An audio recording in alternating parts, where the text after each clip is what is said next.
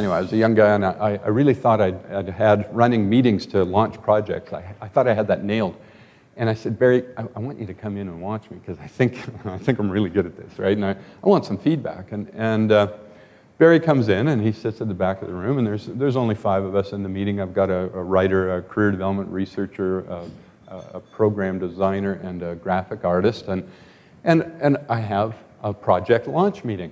And man, it's 50 minutes, and away we go. And at the end of the meeting, Barry says to me, so how do you think it went? And I go on about how great I am, and really how the only really thing I could have done better was go faster. I mean, this was just perfect, right? And then I say to Barry, so you got any feedback for me? Knowing that he was going to give me information, not judgment. And he said, yeah. He said, I decided, what's kind of useful about a meeting, and you had told me that you wanted people fully engaged in this project, right? Fully engaged with each other. That was your aim for this meeting, right? That they felt like a team. I went, yeah, that was it, and I got them there. And he said, okay, well, here, I'll just tell you a number, or a couple of numbers. He said there were 182 pieces of communication that went from you to somebody or somebody to you. Okay, 182. There were 2 that went from one team member to another. And I walked away.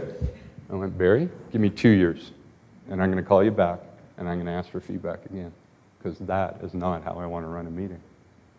He never had to say a word, right? But he found that way to give me really good information that would help me see my own performance and allow me permission to think about how to deal with it. He never said, that was terrible. He never said it was good. And then later, as we walked to the car, he said, hey, if you want help, I can help, right? And then we got into an interesting discussion about how to run meetings, right? But thinking about that, how many of us go into meetings thinking about that? That's the thing we should count. Very few of us, right? And that's a real challenge. And we're gonna help you today to try and get more and more specific in your feedback, so that, again, you can start getting those boxes you've got that person placed in out of the way. And one thing I just want to mention before I turn it over to Kristen, that will probably come up again, where this becomes triply important, is when your problem performer is a troubled performer, right? Because quite often we have problem performers, and we know, oh, they're lazy, they're slugs, they're this, they're that, or those are the assumptions we're making, right? But if you go in there with all those assumptions, all those editorials, all those judgments running in your mind, you may never hear, because you haven't earned their trust, you haven't actually listened, that you're dealing with a person whose spouse is dying of cancer, who has an addiction problem, who was screwed over by the organization 7 years ago in such a way that you could not believe that this person still works there.